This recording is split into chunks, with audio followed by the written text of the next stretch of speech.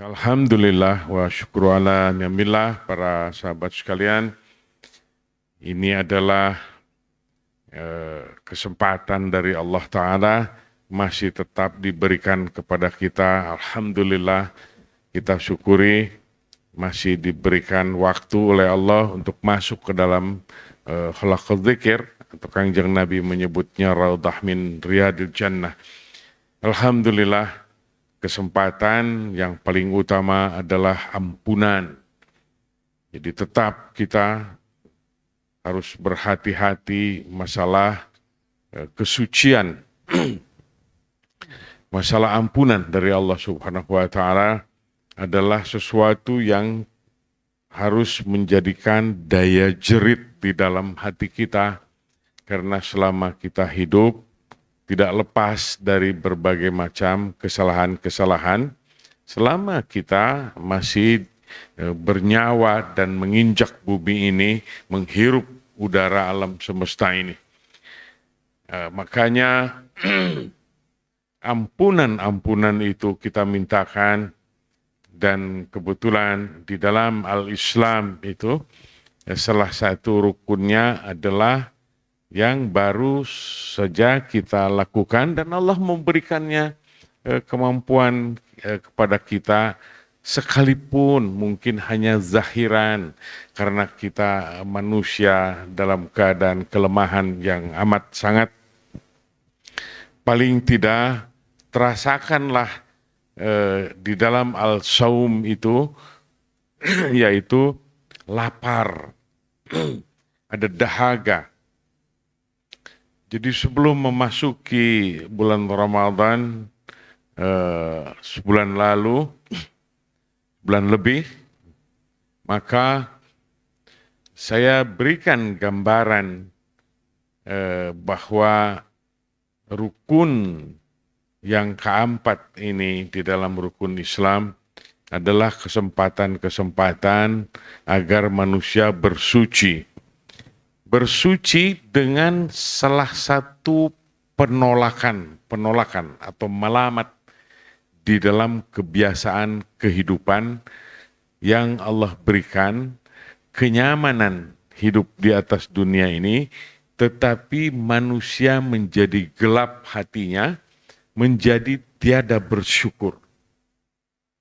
Maka saya sempat mengingatkan bahwa tubuh kita ini adalah makanan yang kita makan. Di dalamnya ada rasa kenyang, ada dahaga, ada penyakit dari makanan, ada segar, ada pengobatan dari apa yang kita makan dan hidup di alam semesta ini.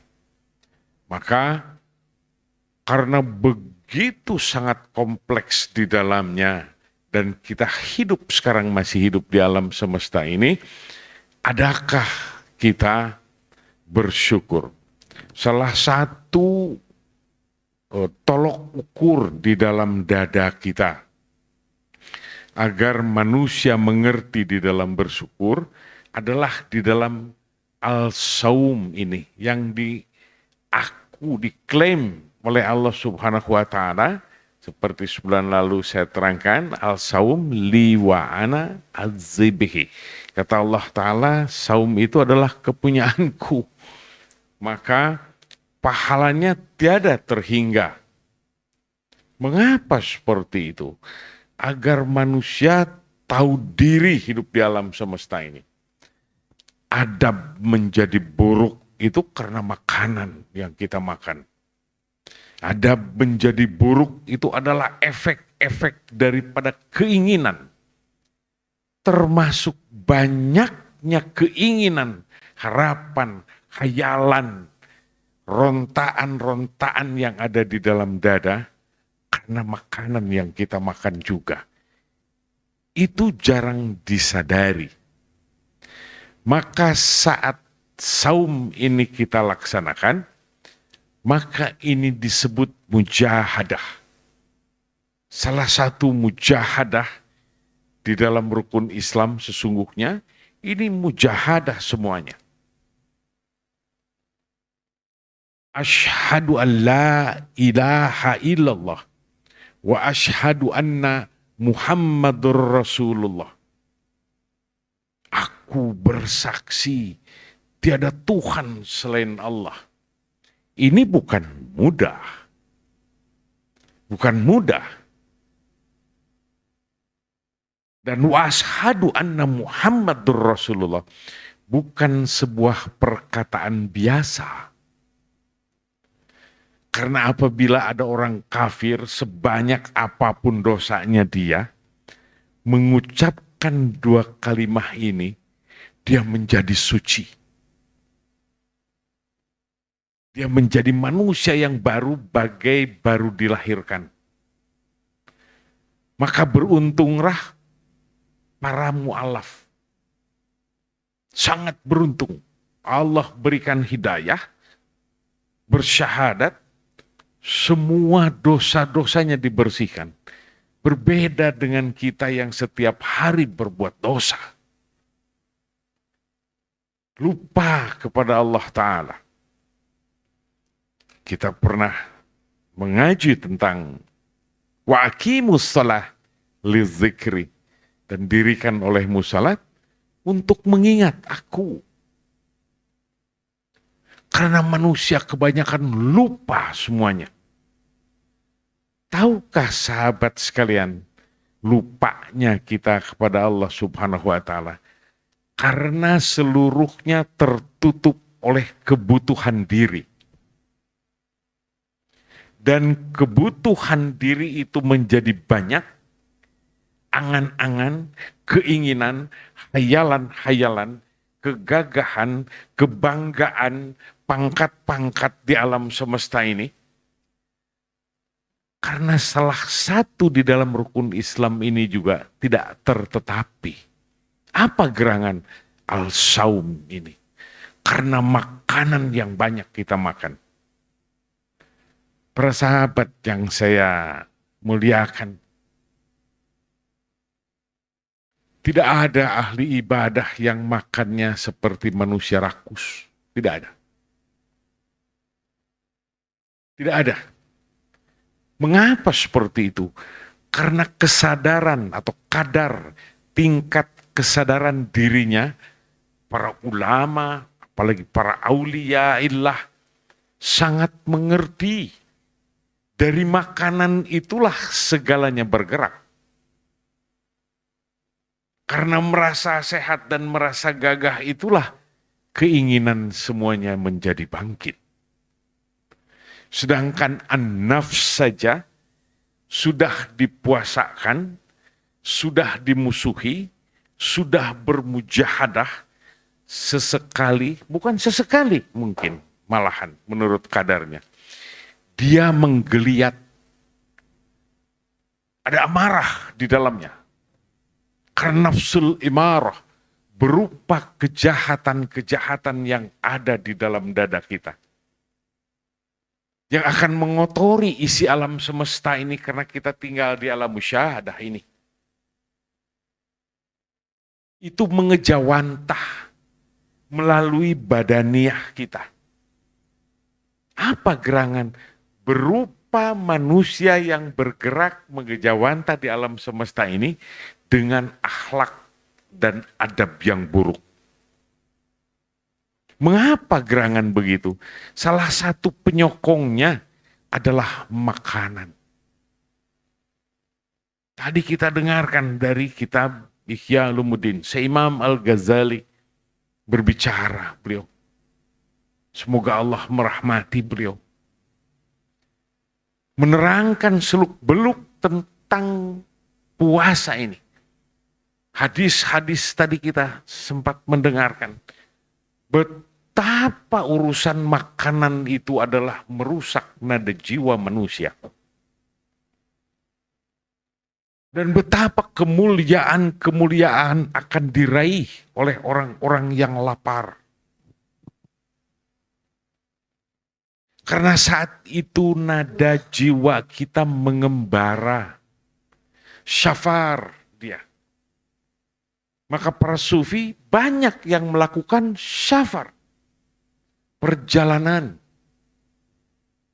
Yang ini boleh disebut di dalam al-saum ini adalah safarnya ruhaniyah karena tidak diberi makan, tidak dipenuhi perut kita.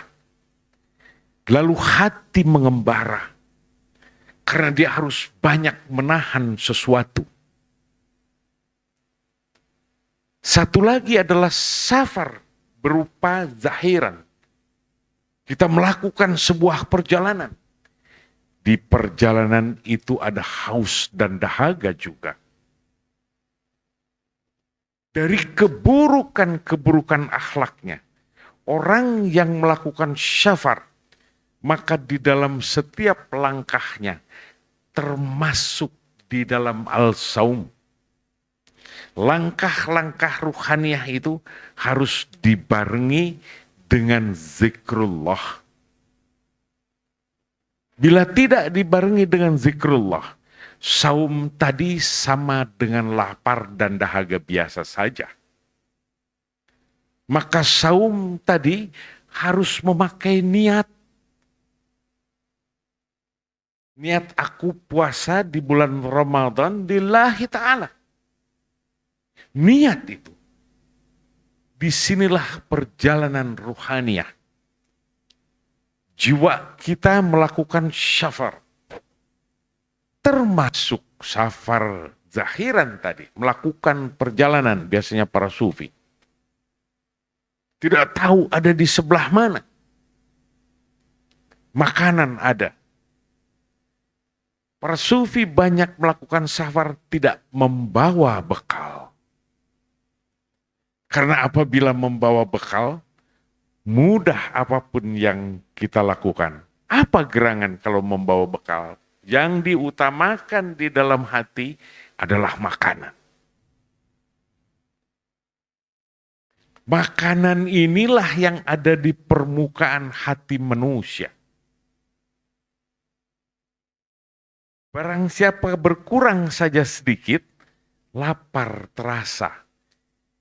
Inilah ujung tombak keimanan dan kesucian para sahabat sekalian. Maka sekalian dilaparkan 1 bulan lamanya. Ini yang rukun, ini yang diwajibkan. Apalagi orang yang bertambah-tambah puasa sunnah, betapa gagahnya mereka bermujahadah di dalam banyaknya puasa semasa sepanjang kehidupannya. Betapa indahnya dia selalu dengan Allah Subhanahu wa ta'ala. Betapa tahu harga makanan setiap butir-butir beras atau makanan apapun yang masuk ke dalam mulutnya adalah menyehatkan jiwanya.